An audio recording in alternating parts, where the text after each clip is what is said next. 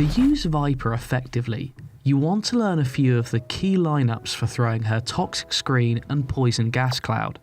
And in this video, we're going to go through all of the key lineups you should learn for Fracture.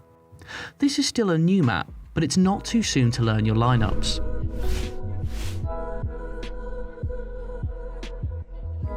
We'll start with the best attacking side lineups, and we'll begin with the poison cloud.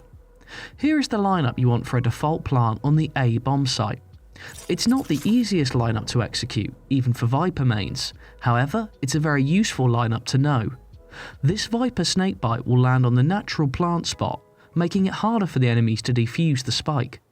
You need to throw from outside B main, near ropes, which should give you enough time to throw the snakebite and reposition to a place where you can see the spike. Stand against the metal beams the left side of the door, then line up the end of the gas meter as shown here, and proceed to do a normal throw.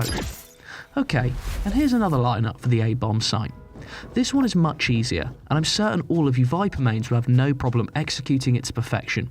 Stand close to the second crack on the left side wall of a dish, then aim at where the crosshair is in this image, then aim at where the crosshair is beneath and do a normal throw.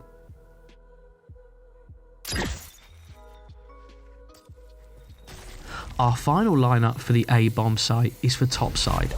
With the topside plant, you've got one of the strongest positions in the game, and because enemies only have one way to defuse the spike, our snakebite lineups are going to be even stronger. Stand close to the second crack on the left side of the dish, just like you did for the lineup previously, and aim to where the crosshair is here, on the tip of this building. Right, let's head over to the B Bombsite, shall we?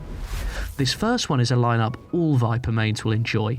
This snakebite lineup will land on the B site default plant spot, making it very hard for the enemies to defuse the spike. It might seem a little hard to pull off, but in reality it's quite simple.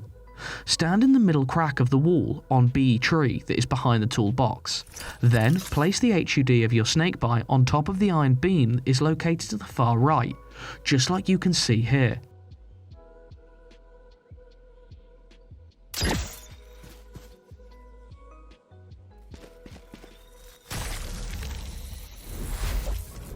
Okay, now for another cheeky one.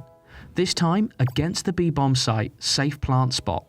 Just like in the previous lineup, you will stand in the middle of the small wall, but this time you will just point the HUD of your snakebite and aim it at the corner in the window, as you can see here. After that, do a running throw after 2 steps. This plant spot is commonly used though, so be aware of Vipers trying to battle against you. Now let's look at some of the best lineups for toxic screen on attack. We'll start with the most commonly used toxic screen to execute in the A site. This wall blocks the vision from enemies that are playing on ropes, so it allows you and your teammates to enter the A site in a safer way. Plus, this toxic screen also cuts the rotations from the B Bombsite, since players will rotate through A link. For the B site, we've got one that's also fantastic. This wall blocks the vision of the enemies playing in Canteen and Generator, so it makes it much easier for your team to enter the B site, and you'll only have to worry about clearing the plant area and B tower. Toxins going up. Now let's take a look at things from the defensive perspective, and we'll start with this one-way smoke into A. This cloud will force the enemy team to change their approach, but because the smoke blocks the vision of the enemies, you're going to be able to view their lower bodies while they're blinded. Stand close to the right side of the wall entrance to the A site, then proceed to aim where the crosshair is here and perform a normal throw. You don't need to be Viper mains to be able to successfully execute this one-way smoke. Here's an even more aggressive smoke for the A site. This poison cloud will allow you to block the vision of the enemy players coming through A main. It also guarantees the freedom to play a more aggressive style, challenging the attackers for control of the site.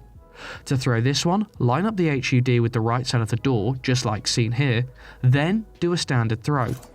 Beautiful stuff. Poison orb emitting.